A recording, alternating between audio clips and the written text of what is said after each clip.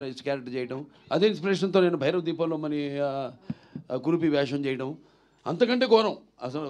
అందులో అయినా అవునండి. అంత కొంచెం నీట్గా, ఇందులో అయితే అసలు టోటల్గా హంచ్ బ్యాక్, ఒక కన్ను మూతపడిపోయి పళ్ళు బయటకు ఉండి అంటే అట్లా చేయడం ధైర్య సాహసాలు ఇచ్చింది ఆయనే నాకు. అటువంటప్పుడు ఎప్పుడు కొత్తదనం ప్రజలు కోరుకుంటూ ఉంటారు, డెఫినెట్గా వాళ్ళు ఉంటుంది, కానీ ఏంటన్నదే అది మనం ఎక్స్ప్లోర్ చేయాలి, అది ఇంపార్టెంట్.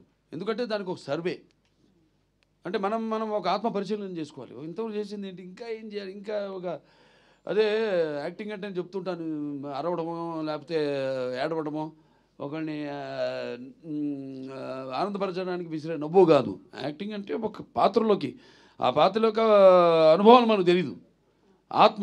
ఆత్మలోకి మనం వెళ్ళడం యాక్టింగ్ అంటే. సో అటువంటిది చేద్దాం, కొత్తగా చేద్దాం.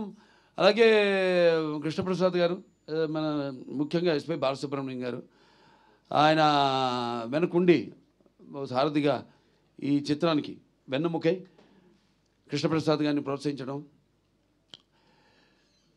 నిర్మాత ఎవరన్నది కాదు, మంచి ఆలోచనతో వచ్చిన ఎవరైనా సరే వాడిని మనం ప్రోత్సహించాలి. కొత్తదాన్ని మనం ప్రజలు ఇవ్వాలి. మేము ఎప్పుడూ ఒక నిత్యావసర వస్తువులు లాంటి వాళ్ళం, అంటే ఎవ్రీడే ఒక కమోడిటీ.